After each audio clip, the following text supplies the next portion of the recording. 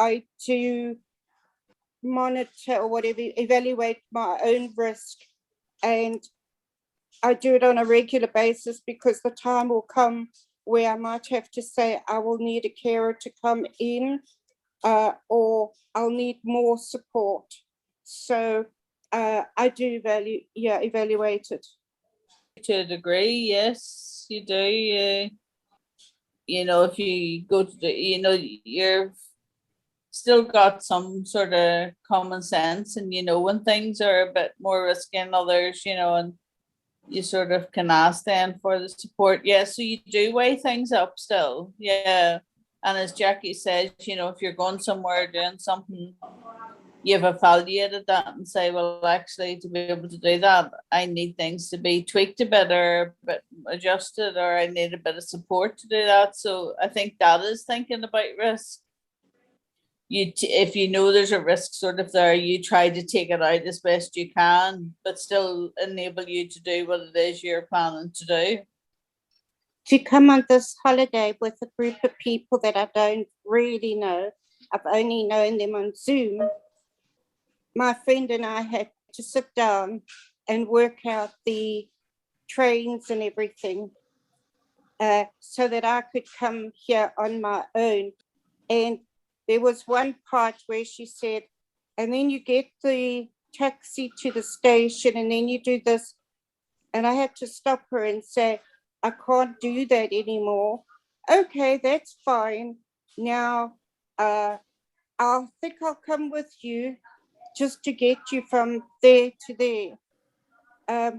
I need to tell her when I can't do something, and so we need to adjust the plan. Otherwise, I will maybe be at risk. And if I haven't spoken about it, we couldn't have addressed it. The other thing that I was thinking, I'm here on holiday with the group. Everybody's gone off doing their thing, but I have a lanyard on, and I've got my room number, my hotel, my name, and I've got the contact people. So I'm fine. I can go out on my scooter, and I feel confident enough to do that. And I think as long as people are mindful of the risk. Yeah. I mean, every time I go out the door and get in my car, my wife always says to me, oh, do be careful out there. And I said, well, I'm always careful out there. She said, well, but just be. I said, what am I going to do? Deliberately? She said, no, it's the other people. You've got to be careful. And she says it every time. And sometimes I think, well, don't keep reminding me to be careful out there, because, since 1971, when I started driving, I've always tried to be careful out there. So, but I don't take offense at it, because it means that the people around you care if they just remind you of those risks. Yeah, we got off the coach last night after being to Port Merion, and I said, I'm just going on my scooter to the shop now. And I started going down the road, and I noticed the scooter was an orange, and I thought, I could get stuck in town. So I turned around and came back, and she said, oh, that was quick. So I said, yes, I was on orange. I don't want to get stuck. And it's kind of like that with life too. Sometimes there's a risk of me overdoing things, and so I need to go have a lie down before I go out and do something. So I'm checking if I've got enough energy in my body to do things, as well as the scooter, if you know what I mean. Yeah. I've got an image of having to think about being on orange and what that means in your life.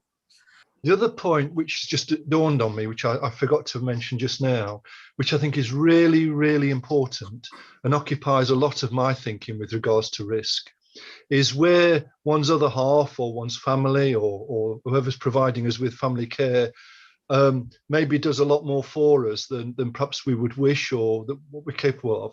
You remove that person, let's say they die, for example, or they're hospitalized or not able to provide that level of care.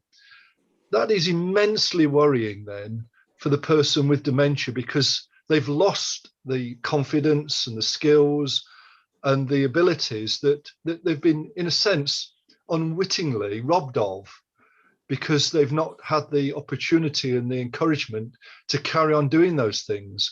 So it's no wonder that people who have dementia, if they lose their loved one for one reason or another, go into decline. No wonder at all. We have got to think about that. What can they still do? What can we keep supporting them to do? And if you have a sort of almost a contract where I'm going to enable you to do as much as you can, but please do talk to me if you don't think you can, then I think that's the way we need to go forward. So I think for carers, we can be quite worried that, are we always going to know when things are getting a bit too much for our loved one? I wonder, just based on what you were saying there, Jane, if actually risk is often not discussed within households and relationships and families. So it's a kind of just a thing that happens and a balancing act, and it kind of works through life, and then other things come along, and before you realize it, some dynamic has shifted, and the way each of you are thinking about risk has never been discussed. I don't think it ever is. It's about a trust, I suppose, between the carer and the person that you're caring for, of that you will help them to do as much as they can, but the trust that they will ask for help when they need it. And that's Yeah, also really important. That's it.